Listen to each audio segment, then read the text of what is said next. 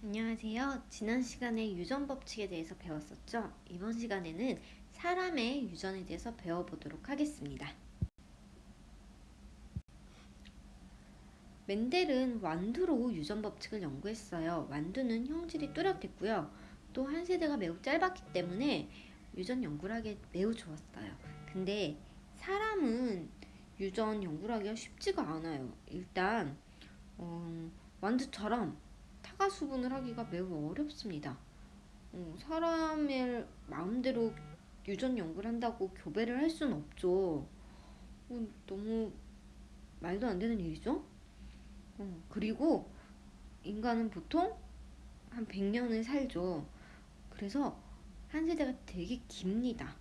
그리고 자손을요, 많이 낳지를 않아요. 요즘은 더더욱 조금 낳고요. 그러다 보니 사실 유전 연구를 하기가 너무 어려워요. 그래서 사람은 어떻게 유전 연구를 해야 하는지를 지금 좀 알아보도록 하겠습니다. 일단 사람의 유전 방법 중에 첫 번째는 쌍둥이 연구예요. 쌍둥이는 이제 일란성 쌍둥이와 이란성 쌍둥이가 있는데, 특히 이 일란성 쌍둥이가요, 유전자 구성이 완전히 똑같습니다.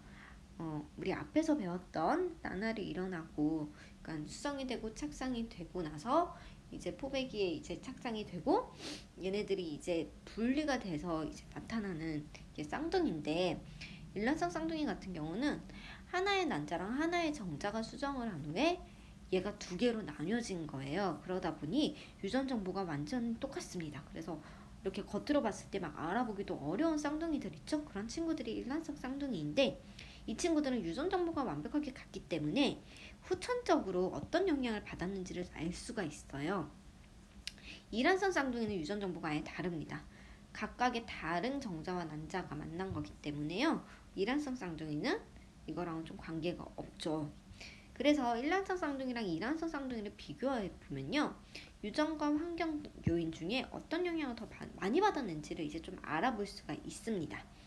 그런 특징이 있기 때문에 우리는 얘네들을 가지고서 연구를 하면 매우 좋겠죠. 그래서 첫 번째로는 쌍둥이를 연구합니다. 두 번째는 사람의 유전 연구예요. 사람의 유전 연구 중에 가계도를 조사하는 겁니다. 가계도 조사는 이제 여러 대를 이제 한번 찾아보는 거예요. 그래서 형질의 관계를 좀 알 수가 있습니다. 할아버지랑 할머니부터 뭐 부모님, 삼촌, 뭐 우리 핏줄을 가진 사람들의 다 이제 연구를 해보는 거예요. 그래서 우열 관계를 좀 알 수 있고요. 이걸 통해서 우리 자손들에게는 어떤 특정한 형질이 나타날 확률이 큰지를 좀 생각해 볼 수 있어요. 가장 대표적인 게 쌍꺼풀이라던가 아니면 뭐 머리가 벗겨질 것 같다? 뭐 이런 것들 있죠?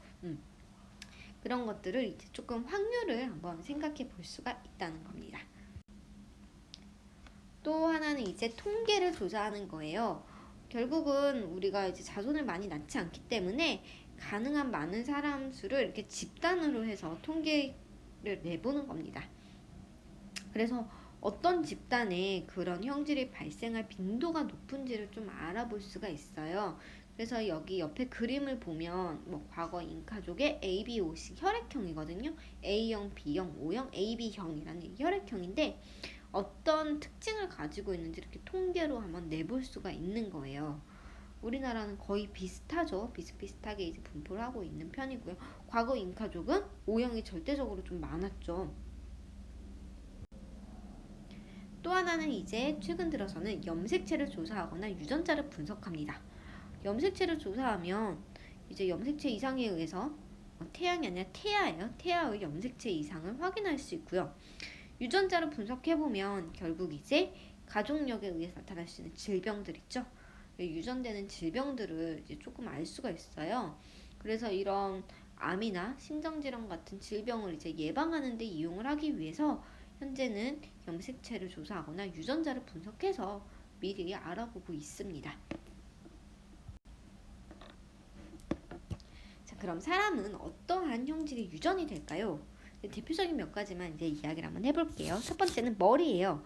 이게 M자 모양이냐 아니면 이렇게 일자 모양이냐라는 건데, 여기 V자로 나왔죠. 혹은 보조개가 있거나 없거나.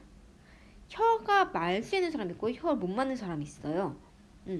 이거 이따가 한번 해보세요. 둘째 발가락이 길 수도 있고요. 엄지발가락이 길 수도 있습니다. 이것도 유전이에요. 쌍꺼풀이 있을 수도 있고 없을 수도 있고요. 귀가 이렇게 분리되어 있는 친구들이 있고 이렇게 부착되어 있는 형이 있어요. 또 엄지손가락이 이렇게 젖혀지는 경우가 있고요. 엄지손가락이 안 젖혀지고 이렇게 곱게 이렇게 서는 경우가 있습니다.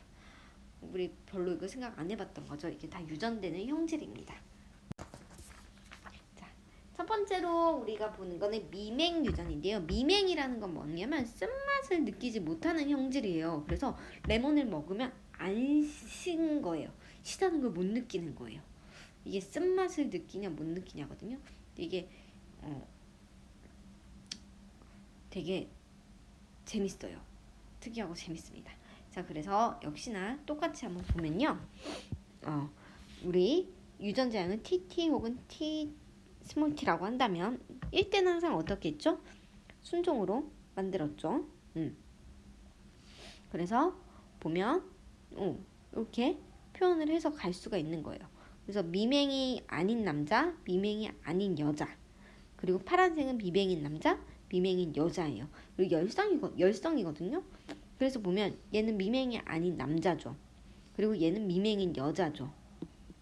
그러면 사실 얘는 상염색체 위에 존재하기 때문에 남녀의 관계 없어요. 상염색체니까 뭐 남녀 관계 없겠죠. 그래서 밑으로 내려오면서 찾아볼 수가 있는 거거든요. TT가 있고 여기는 사실 나와 있진 않지만 뭐 요게 될 수도 있고요. 요게 될 수도 있는 거죠. 알 수가 없는 거죠. 그래서 이대로 넘어왔을 때 또 새로운 사람이랑 만나서 이렇게 되고 이렇게 3대로 넘어가고 이런 것까지 이제 알아볼 수가 있는 거거든요. 그래서 되게 재밌는 게 지금 보면요. 어쨌든 요렇게 온 사람이 맞는 거죠. 그러면 얘네들은 전부 다 미맹인 거죠. 남녀 상관없으니까 여기도 미맹인 거죠. 여기도 미맹인 거죠. 그러면 1대의 이 미맹이 아닌 남자는요. 이렇게 순종일까요? 아니면 이렇게 잡종일까요? 당연히 순종이라면 미맹이 아닌 사람은 나오겠죠. 그래서 얘는 사실 이렇게 잡종이라는 걸 알 수가 있습니다. 그러면 여기는 당연히 이렇게 오겠죠. 여기도 당연히 어떻게 올까요? 이렇게 오겠죠. 그리고 얘는 지금 미맹이 아닌 여자죠. 이런 게 어려워요. 근데 지금 밑에 보면 얘는 역시나 미맹이어야 돼요. 그러면 어떻게 될까요? 여기도 당연히 미맹이 얘는 이렇게 돼도 돼요. 왜냐면 이렇게 만나도 안 되겠네요. 그쵸? 요게 나오려면 무조건 어떻게 돼야 돼요? 무조건 잡종이 돼야 이렇게 만나는 게 나올 수가 있겠죠. 자, 여기도 보면 여기가 미맹이 돼야 돼요. 그러면 여기가 순종이라 하면 절대 이게 나올 수가 없겠죠. 왜냐하면 요렇게 만나니까 우성만 나올 수 있잖아요. 그러면 역시나 얘도 어떻게 돼야 되냐면 요렇게 돼야겠죠. 그리고 여기 있는 미맹이 아닌 애는 요렇게 될 수도 있고 요렇게 될 수도 있겠죠. 여기 있는 얘도 요렇게 될 수도 있고요. 다른 방법은 없네요. 여기는. 그리고 얘도 요렇게 될 수가 있네요. 자, 그러면 우리 요 친구 빼고는 나머지는 다 정확하게 알 수가 있는 거죠. 자, 찾는 방법 조금 어려워 보이죠? 한번 해봐야 이것도 알 수가 있습니다. 여러 번 한번 해보도록 하세요. 이번에는 혈액형이에요. 이거는 이제 집에서 가족끼리 한번 해봐도 괜찮겠죠? 그래서 혈액형은 A, B, O 세 가지 유전자에 의해서 결정이 됩니다. 근데 얘네들은요, 우열관계가 A랑 B 사이에는 존재하지 않아요. 그래서 A형은요, AA도 있고 AO도 있고요. B형은 BB 혹은 BO일 수 있어요. 근데 O형은요, 열성이라서요, O만 가능합니다. 그리고 AB형이라는 게 존재를 합니다. 그래서 총 지금 보면 표현형은 하나, 둘, 셋, 네 가지가 존재하고요. 유전자형은 6가지가 존재해요. 얘 역시나 상염색체 위에 존재해요. 상염색체는 남녀 관계가 없었죠. 그래서 남녀 관계 없이 똑같이 나타날 수가 있습니다. 이번에는 생맹유전이에요. 생맹은 색을 잘 구별하지 못하는 건데 이제 특히나 우리 좀 많이 나타나는 게 빨강색이랑 초록색을 구별을 잘 못하는 정록 생맥이 좀 많이 나타납니다. 근데 얘는 좀 특이한 게요. 성염색체 위에 있습니다. 다시 얘기하면요. 성염색체 위에 있기 때문에 얘는 엄마 아빠한테서 나와서 갈 때 어떻게 되는지가 조금 달라져요. 남녀에 따라 달라집니다. 한번 확인해 보도록 할게요.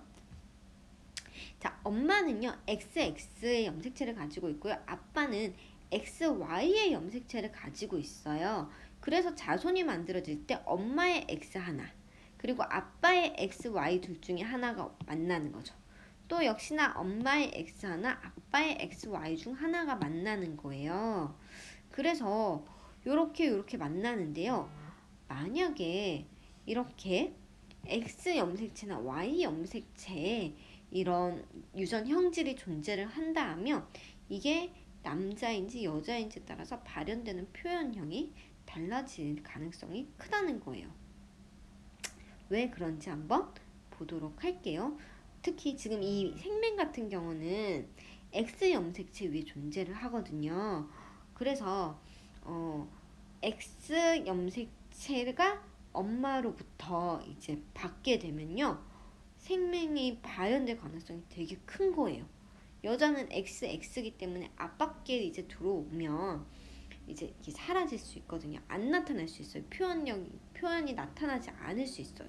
하지만 남자는 요게 하나밖에 없다 보니 바로 표현이 되는 거죠. 그래서 발현이 된다는 얘기입니다. 그래서 이렇게 보면요. 남자 같은 경우는 XY일 때는 괜찮지만 X'Y가 되면 생명이 되는 거예요.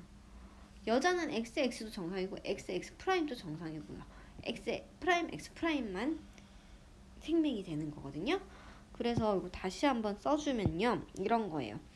아빠는 XY를 가지고요.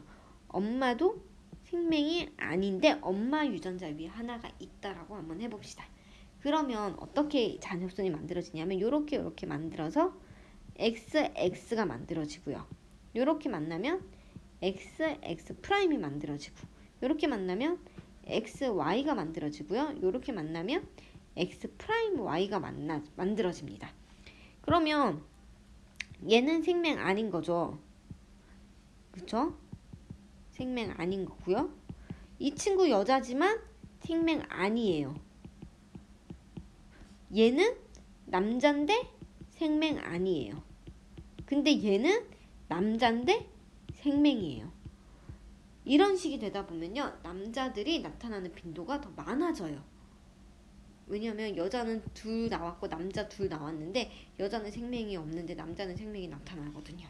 그래서 더 많은 남자들이 빈도가 나타나는 거예요. 이거랑 똑같은 게 혈우병 같은 경우도요. X 염색체 위에 존재하기 때문에 남성들에게 더 많은 빈도가 나타납니다. 자, 우리 이런 거를 바로 뭐라 부르냐면 반성유전이라고 불러요. 성염색체 위에 있어서 성에 따라서 나타나는 빈도가 달라지는 걸 우리는 반성유전이라고 이야기를 합니다. 자, 이제 개념 확인 문제를 풀어보도록 하겠습니다. 자, X염색체에 유전자가 있어 남녀에 따라 형질이 나타나는 비율이 다른 유전 현상을 우린 뭐라 불렀을까요? 반성유전이라고 불렀죠. 자, 아버지는 정상이고 어머니가 생명일 경우 아들과 딸의 생명 여부를 비교하시오. 한번 해봅시다. 아버지는 정상이고요. 어머니가 생명이래요. 그럼 어머니가 생명이면 이렇게 돼야겠죠. 자, 둘 다 있어야 생명이 되는 거예요.